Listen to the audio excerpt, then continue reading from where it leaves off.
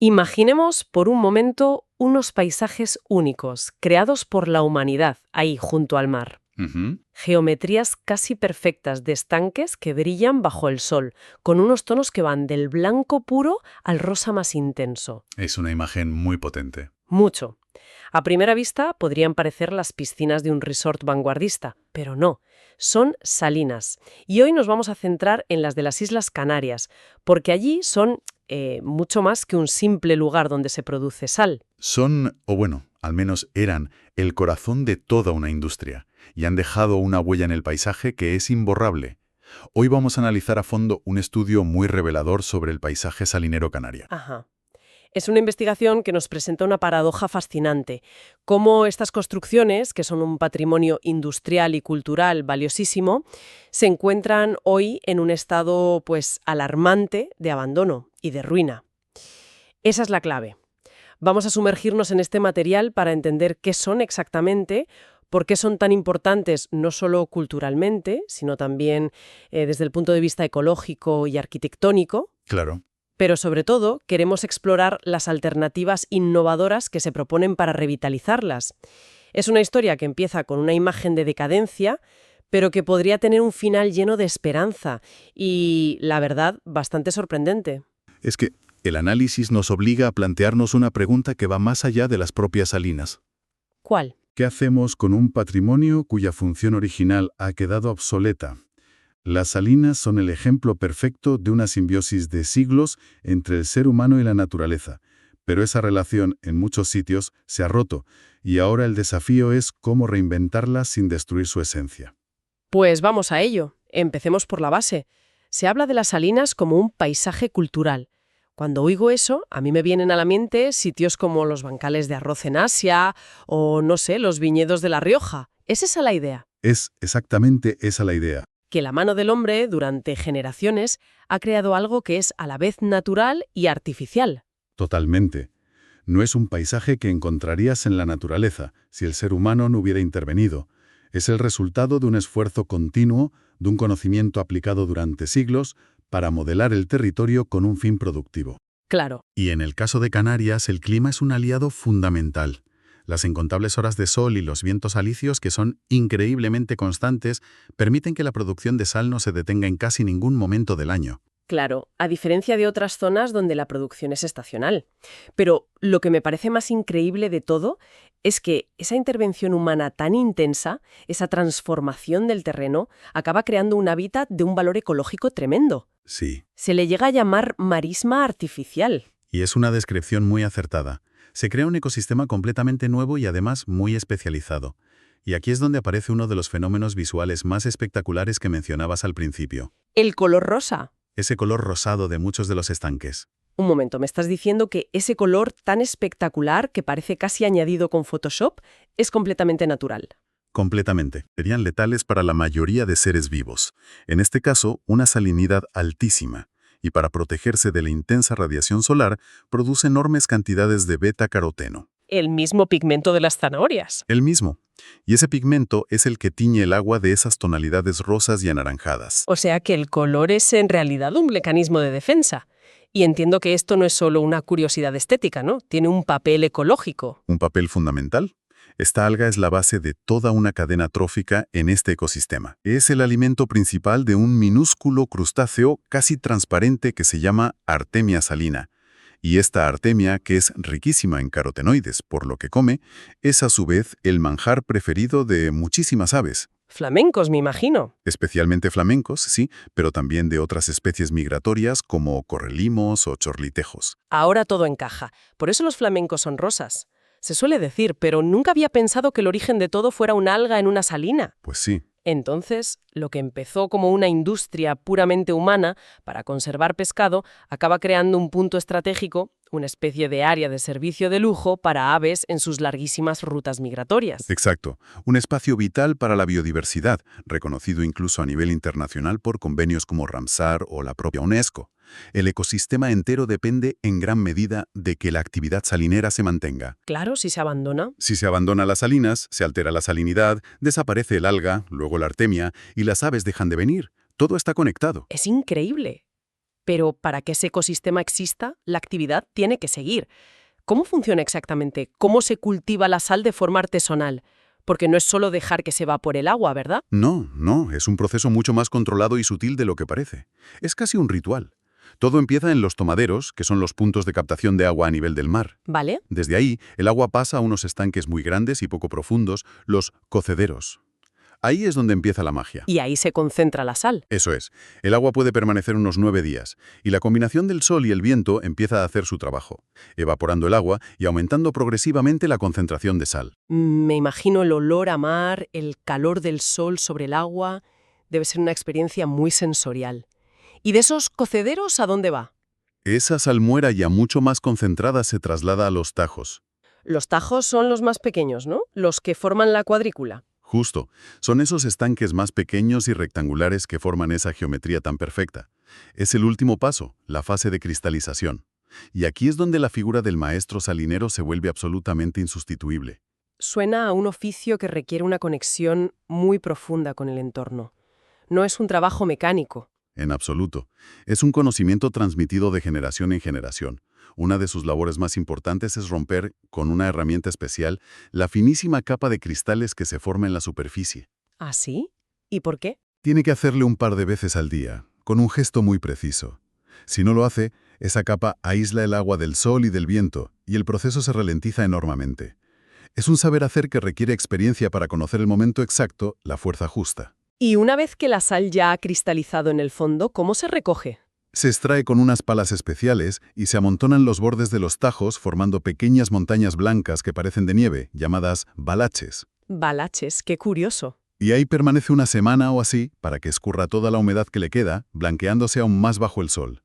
Es un proceso lento, completamente natural. Me imagino a esa persona, bajo el sol canario, leyendo el viento, la temperatura del agua, la textura de la sal. Es un conocimiento que no se puede aprender en un libro. Imposible. Perder eso es como perder un idioma. Es lo que llaman patrimonio intangible, ¿no? Exactamente. No se trata solo de conservar las estructuras físicas, los estanques o los muros. Si la actividad cesa, se pierde la memoria viva de cómo funciona todo. Los gestos, los tiempos, los secretos del oficio. El día que desaparezca el último maestro salinero, habremos perdido algo irrecuperable. Y hablando de las estructuras físicas, hay un elemento que es casi el símbolo de estas salinas y que, por lo que parece, es de los más amenazados: los molinos de viento. Sí, aquí se les da un nombre muy particular: aeromotores salineros. Eran piezas fundamentales del engranaje. Su función era bombear el agua del mar hasta los cocederos, o desde estos a los tajos, sobre todo en las salinas que no podían aprovechar la gravedad. Claro, si el terreno era llano. Son, de hecho, uno de los ejemplos más antiguos y fascinantes de explotación de la energía eólica en Canarias, mucho antes de que habláramos de parques eólicos. Y lo que es alucinante es el nivel de detalle arquitectónico que tenían. No eran simplemente postes con aspas, eran mucho más. Muchísimo más. Hablamos de torres piramidales, a menudo de madera de tea, que es muy resistente, aunque también las había metálicas. Y los rotores eran de dos tipos. A ver. Unos con aspas de tela, que son herederos directos de los molinos de gofio, los molinos harineros tradicionales, y otros, más modernos, que eran los multipala, con muchas palas de chapa metálica. Como los de las películas del oeste. Justo esos. Pero lo que me dejó boquiabierta es la mención a la ley de tercios del Renacimiento, de verdad. Estamos diciendo que estos ingenios populares seguían principios de proporción artística del Renacimiento. Parece sorprendente, pero sí. Sus proporciones geométricas, la relación entre la altura de la torre y el diámetro del rotor, a menudo guardaban esa armonía clásica. No eran solo máquinas, y hay arquitectura popular de primer nivel. Eran el corazón tecnológico y casi artístico de la salina. Sin embargo, hoy la imagen es desoladora. La mayoría sustituidos por bombas de gasoil y abandonados, pudriéndose. Su estado es crítico. Al ser estructuras de madera en un ambiente marino tan agresivo, con la sal y la humedad, la falta de mantenimiento acelera su colapso de forma dramática. Se están perdiendo. Se están perdiendo ejemplares únicos de este patrimonio industrial. Lo que nos lleva directamente al problema central. ¿Por qué este abandono? ¿Qué pasó para que algo tan vital se convirtiera en una ruina? Pues la causa principal es un cambio económico radical. La invención y sobre todo la popularización de los frigoríficos y congeladores a partir de mediados del siglo XX. Claro. Supuso un golpe mortal para la industria de la salazón de pescado, que era la gran demandante de sal canaria. De repente, ya no se necesitaba tanta sal para conservar alimentos. Y a eso se sumó que toda la economía canaria empezó a virar masivamente hacia el turismo. Supongo que una salina dejó de ser vista como un activo económico. Exacto. Perdieron su papel central. De las más de 60 salinas que llegó a haber, hoy apenas sobreviven un puñado, y muchas en condiciones muy precarias. Y la protección legal, me imagino, no es suficiente. A menudo no llega a tiempo. Muchas tienen expedientes abiertos para ser declaradas bien de interés cultural, la máxima protección, el BIC. Pero los trámites son lentos. Lentísimos. Pueden alargarse durante años, a veces décadas. Y mientras el expediente duerme en un cajón, la salina, sin uso ni mantenimiento, se sigue deteriorando. La protección llega, si es que llega, cuando ya queda poco que proteger. Ese es el drama. Es la pescadilla que se muerde la cola. Sin actividad no hay mantenimiento, y sin mantenimiento el bien se degrada. La pregunta es obvia. ¿Hay alguna alternativa real para romper ese círculo vicioso? Y es aquí donde el análisis se vuelve más interesante, porque pasa del diagnóstico a la propuesta. Se exploran varias vías muy innovadoras para darles un nuevo futuro. A ver, ¿cuáles? Reconociendo que la producción masiva de sal ya no es viable, la primera es una lógica, la gastronomía. Pero no para competir con la sal barata del súper, sino apuntando a un producto de lujo, la flor de sal. Efectivamente. La flor de sal son esos cristales finísimos, como escamas, que se forman en la superficie de los tajos y que se recogen a mano, con mucho cuidado. Es un producto gourmet muy valorado. Y su valor no es tanto el sabor, sino la textura, ¿no? Justo. Su textura crujiente y su capacidad para decorar un plato es una forma inteligente de reconvertir la producción. En lugar de cantidad, calidad. Un nicho de alto valor. Vale, esa es una vía. ¿Cuál más? La segunda es fascinante y se centra en el paisajismo. Se inspira en un proyecto del Delta del Ebro para crear lo que se llama paisajes líquidos o jardines de agua. Suena muy poético. ¿En qué consiste? ¿Convertirlo en una especie de parque temático? No exactamente. La idea es potenciar su valor estético y convertir las salinas en espacios para la contemplación, para el turismo cultural y de naturaleza. Ah, entiendo. Se trataría de diseñar recorridos, miradores, centros de interpretación que pongan en valor la geometría, los colores, el silencio, y que al mismo tiempo ayuden a proteger y a divulgar la riqueza de la fauna y la flora. El valor se desplaza de lo que se extrae del lugar a la experiencia que ofrece. Vale, La belleza del paisaje se convierte en el principal activo. eso es. Pero luego hay una tercera propuesta, que es la que conecta con esos molinos abandonados. Y esta me parece la más audaz de todas. Lo es. Sugiere recuperar el funcionamiento de los aeromotores, restaurarlos por completo, pero dándoles un uso completamente nuevo. No para bombear agua. No. Se propone acoplarles un generador eléctrico de baja potencia. Espera, ¿convertir estos molinos históricos, con aspas de madera y tela, en pequeños aerogeneradores para producir electricidad? Sí, ¿Como un parque eólico del siglo XXI, pero con tecnología del XIX? ¿Es eso factible? técnicamente es perfectamente factible.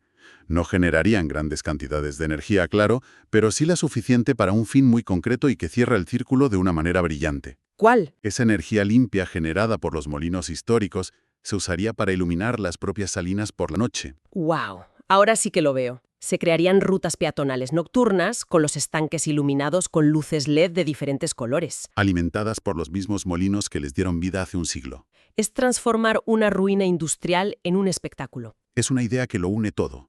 Se restaura el patrimonio de los molinos, se les da un uso moderno, útil y sostenible, y se crea un producto turístico completamente nuevo y de un atractivo visual inmenso. Y lo más importante, esa nueva actividad turística generaría los ingresos para mantenerlo todo. Ahí está la clave. Es un plan perfecto. Se autofinancia. No depende de subvenciones eternas. Ese es el concepto. Se pasa de una conservación pasiva y costosa a una revitalización activa y sostenible. Entonces, si lo resumimos, las salinas canarias son mucho más que una industria en declive. Son un ejemplo perfecto de cómo una actividad humana puede generar, casi sin quererlo, un paisaje cultural de un valor incalculable. Y un ecosistema vital para la biodiversidad y una arquitectura popular fascinante. Exacto. Y las propuestas que hemos analizado son cruciales porque entienden que la mejor forma de conservar el patrimonio no es meterlo en una vitrina. No es un museo, no. Abogan por darle un nuevo propósito, una nueva vida útil que garantice su supervivencia. La idea de fondo es muy clara. La conservación sin uso es, a la larga, una acción en vano. Si no genera recursos para su mantenimiento, Está condenado a volver a deteriorarse. se necesita innovación para que el patrimonio sea viable y pueda ser legado a las futuras generaciones, no como una ruina melancólica, sino como un espacio vivo con un propósito renovado. Ujú. El análisis se centra mucho en revitalizar las estructuras, el paisaje, la economía, pero se menciona también ese patrimonio intangible, el conocimiento de los maestros salineros. Claro. Y mientras imaginamos estos espectaculares paisajes de sal iluminados por la noche, con turistas paseando, surge una pregunta. ¿Cómo nos aseguramos de que en esta nueva y atractiva visión del futuro, las historias, el oficio y la memoria de las personas que dieron forma a ese paisaje durante siglos no solo se conserven, sino que ocupen un lugar central? Es una reflexión muy necesaria. No vaya a ser que, por crear un escenario precioso, nos olvidemos de los actores que le dieron vida.